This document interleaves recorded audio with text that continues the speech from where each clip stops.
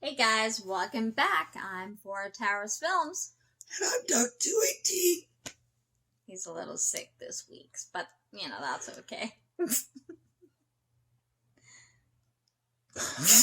You know what I mean? We are recapping Masterchef Season 10, Episode number 23. And London Calling Part 2. Exactly. And we are coming into the semifinals, so they're down to 4, and this will eliminate one person, and 3 go to the finale. So it's really cool because the contestants were in these horse-drawn carriages, and they're bringing them to Hatfield Estate, former home of Queen Elizabeth I and other royals too. It's a beautiful estate. It's huge. Huge. Freaking huge. Big. It's beautiful. It's one of the most famous and popular tourist destinations in England. Excuse me.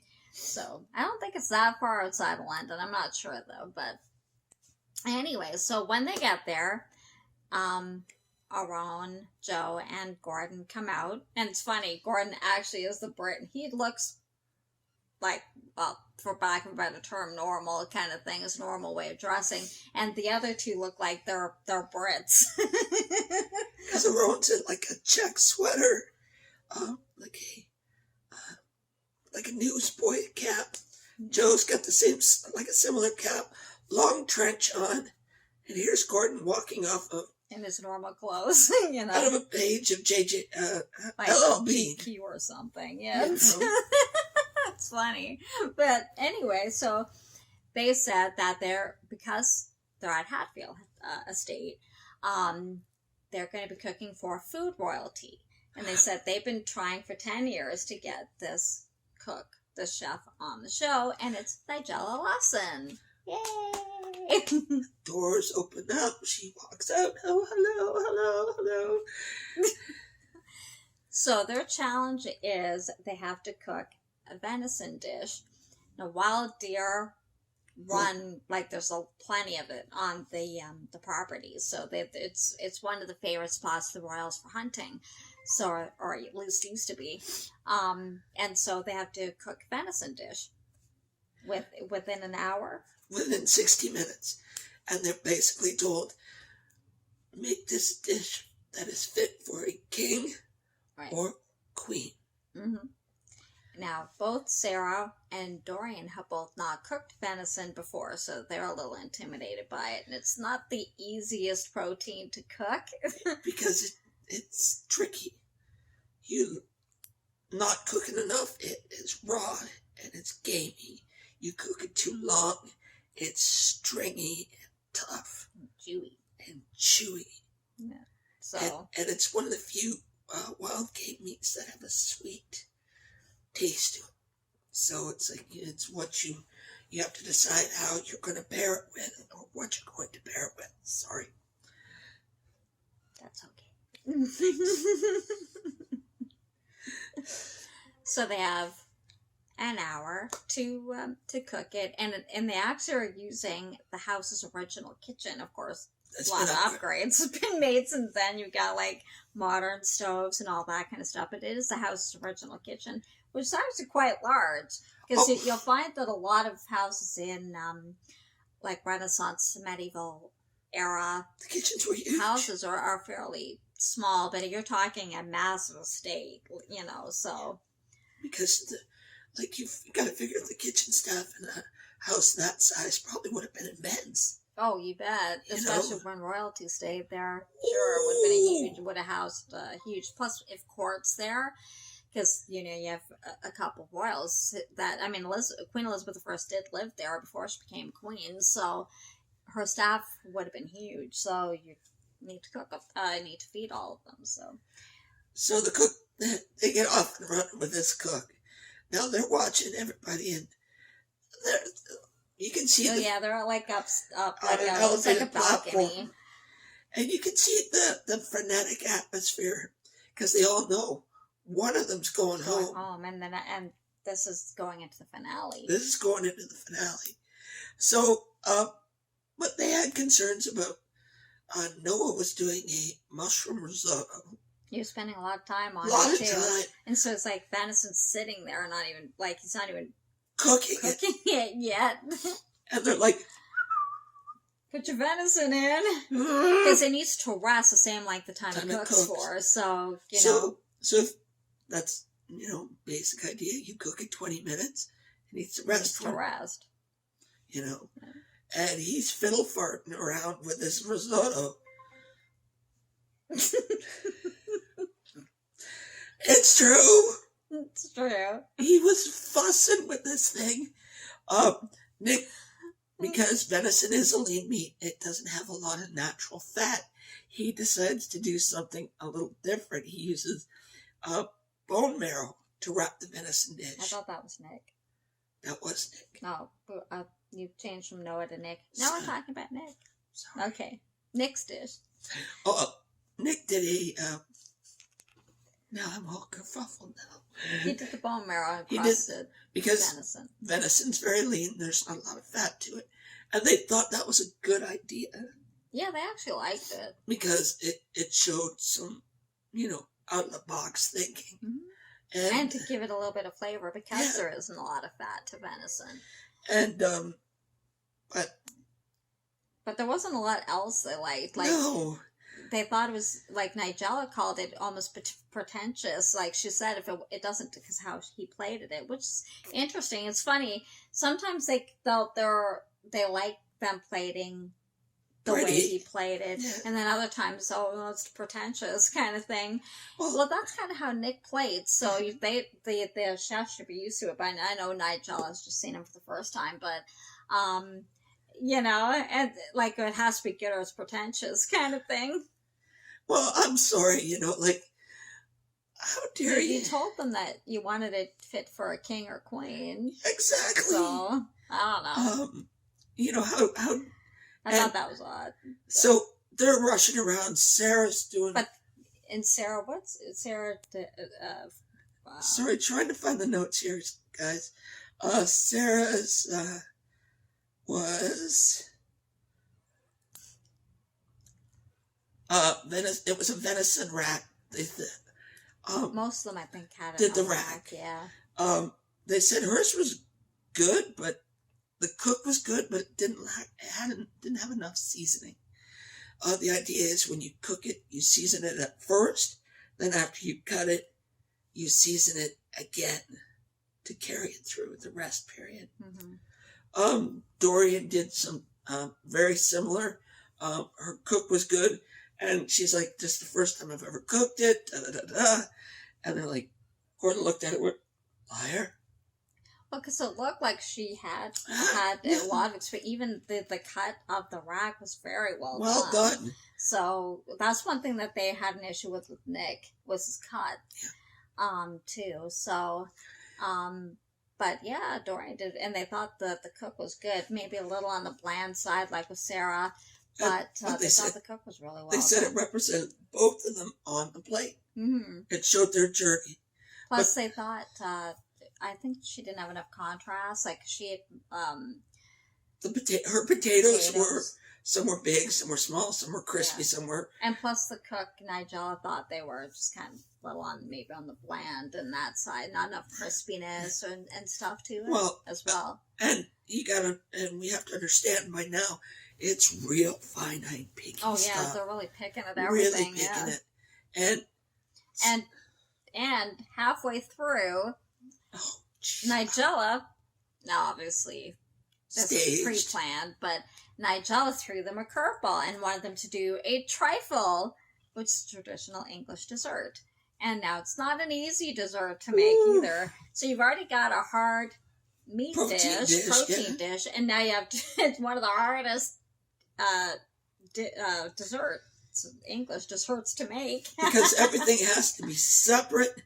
And the layers need to maintain. But you have to be able to taste each layer. Because, like, you've got like, say, either ladyfingers or some sort of sponge, cake or some sponge.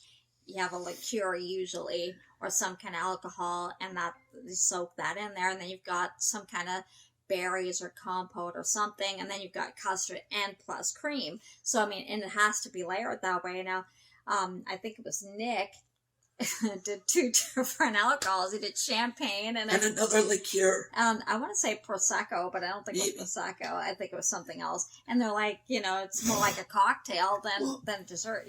One is enough because a bit much. And I'm not sure if it was him or it was Noah. Their cream and their custard kind of blended too much together, so they were almost indistinguishable from each other. It went from trifle to like a pudding. Right. Like, so they couldn't tell the difference. The flavor was okay, but it wasn't really layered because they kind of blended into each other. And Sarah's was good, but they said a little more tweaking. Her trifle. They liked the flavors. Dorian got raised for hers. Although, I think it was Joe said there wasn't enough crunch on the top because I forget what she put on top. Pecans. And Nigella liked the fact that she put an American spin on a British dish. So everybody liked it. Joe liked it, but he thought it could have needed more work. So like they're starting to critique. Dorian did a cocoa butter based venison dish.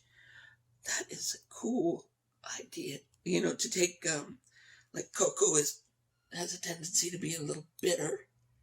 Yeah, but it can actually, if it's sweet meat, it would actually enhance the sweetness of the meat. And that's what they said. It was a good way to take the gaminess away and get that good sweet meat flavor. And plus, Nigella said it smelled fantastic.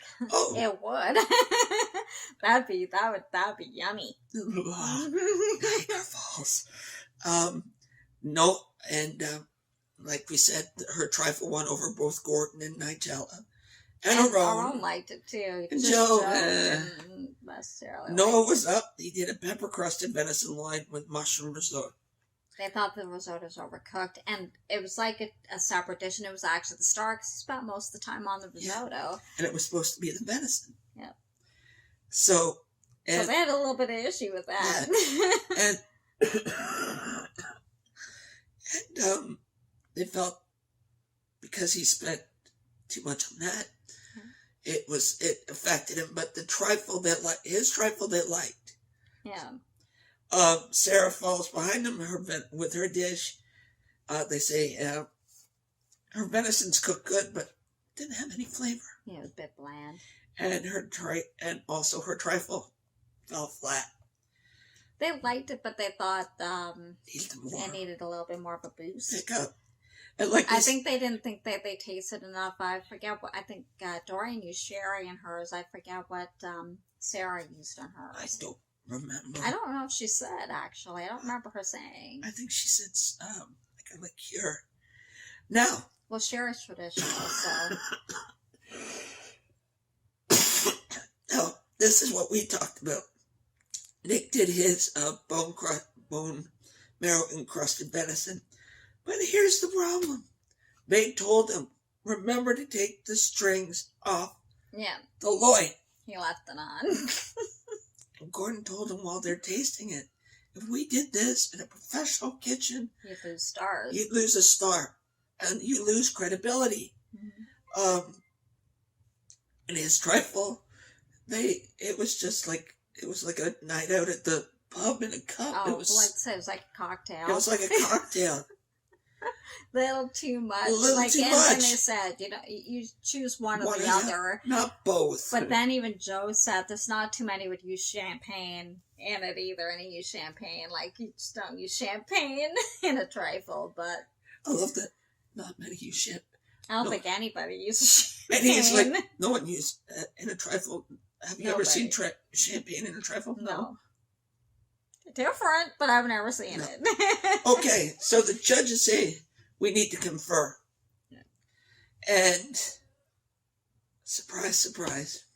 Well, actually, we were kind of surprised just based on the feedback. Now, we know they all had issues. Oh. And we kind of figured it would come down to Noah and Nick because they had the most issues. But we were actually surprised at who actually went home. And it was Noah that went home. So we were thinking it would be more Nick because of the string issue, the fact that he used, like, it was more like a cocktail instead of a trifle. He had, to me, it sounded like more issues with his dish than Noah did.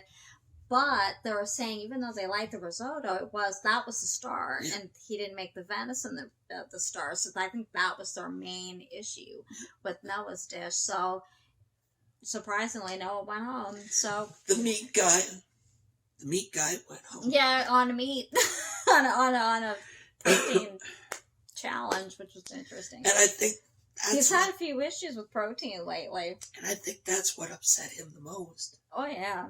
On a challenge where he should have been able to succeed. Well, look, even the last challenge, he was on the protein, and he needed Dorian to help him, so that's interesting. So we have our final three. We have Sarah, Dorian, and Nick. That poor boy. I think he's going to struggle. What do you guys think? I think Dorian and Sarah are both very strong cooks.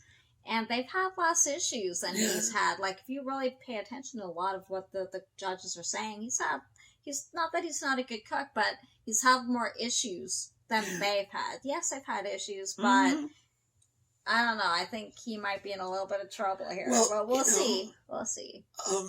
Hopefully he can take all the critiques and criticisms that he's gotten. Like, well, when Nigella says food shouldn't be a plate decoration. What she had an issue with.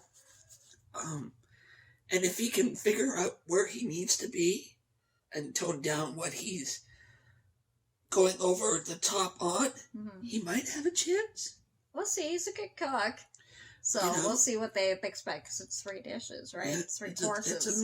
And the finale. So, and I think it's one of the first times I've had 3. I don't remember them having 3 the last time.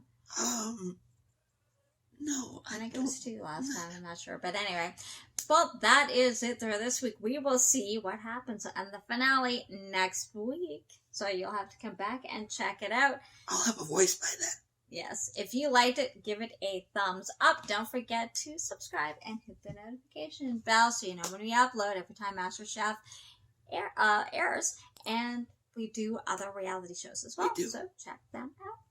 And we will see you next week for the finale of MasterChef Season 10. See you then. Bye, guys. Bye.